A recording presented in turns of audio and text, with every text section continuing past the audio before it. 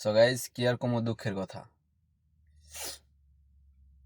মনে করেন আমার বাসা থেকে হুম 5 মিনিট দূরত্বে হলো একটা নাপিতের বাসা।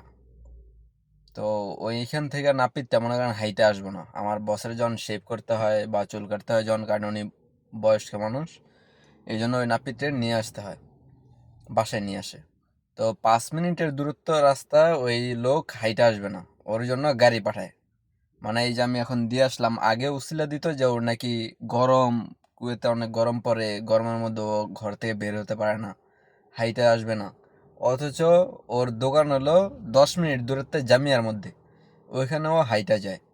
কিন্তু 5 মিনিট দূরত্বে বাসার মধ্যে, বাসা মানে ওর বাসা থেকে আমার বসের বাসা, এখানেও হাইটে আসতে পারবে না। তো যাই হোক, ওরে নিয়ে আসি গাড়িতে করে।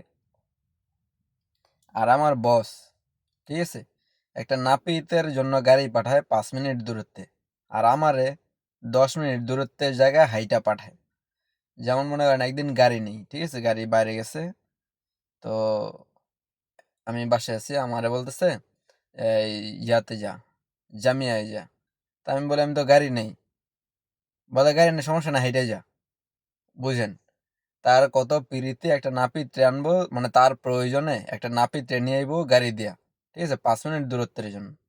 আর আমি 10 মিনিট, 15 মিনিট এরকম সময় লাগে ওই রকম জায়গায় জামিয়ে আমার পাড়া হাইটা। তো এই হলো আমার বসের কাণ্ড, বুঝছেন নি? মনে হয় সবাই এরকম, বুঝছেন, স্বার্থের জন্য সবাই এরকম।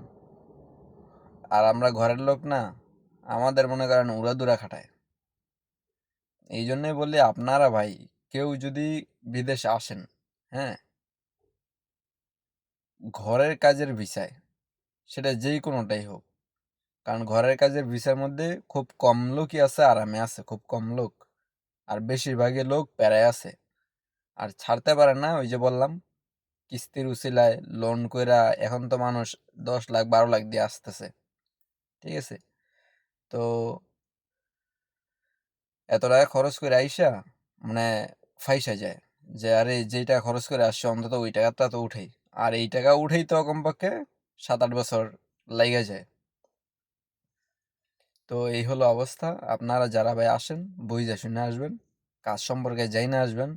আর বাসা বাড়ির মতো প্যারার কাজ আমার মনে হয় না কোনোটা আছে। খুব কম লোক, ঠিক আছে, খুব কম লোক আছে আরামে, বেশিরভাগ লোকই প্যারায় আছে। তো